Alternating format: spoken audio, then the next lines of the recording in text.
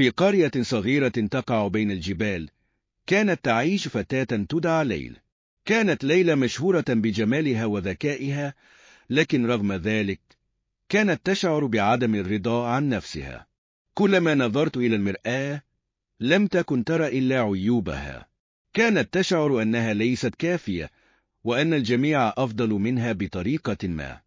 ذات يوم، بينما كانت تتجول في الغابة القريبة، صادفت كوخا صغيرا غريب الشكل. دفعها الفضول للدخول، فوجدت امرأة عجوزا تجلس أمام مرآة كبيرة تبدو وكأنها مصنوعة من ضوء القمر. سألتها العجوز: ما الذي يجعلك حزينة يا صغيرة؟ تنهدت ليلى وأجابت: لا أستطيع أن أحب نفسي. كلما نظرت إلى المرآة أرى فقط عيوبي. ابتسمت العجوز وأشارت إلى المرآة قائلة: هذه ليست مرآة عادية، إنها تظهر حقيقة التي تخفيها عن نفسك.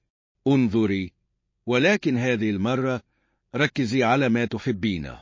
بخطوات مترددة وقفت ليلى أمام المرآة. للوهلة الأولى رأت نفس الانعكاس الذي تعرفه، لكن شيئا غريبا حدث.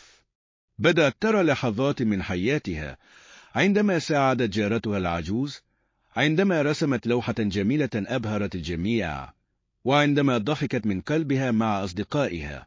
رأت كل لحظة جعلت قلبها يلمع بالفرح. بدأت الدموع تنساب على وجنتيها، ليس حزنا بل إدراكا.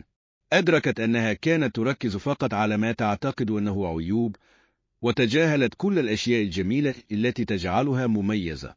قالت العجوز: الجمال الحقيقي لا يتعلق بالكمال، إنه في كاينس قلبك، وفي قوة روحك، وفي الأثر الطيب الذي تتركينه في حياة الآخرين.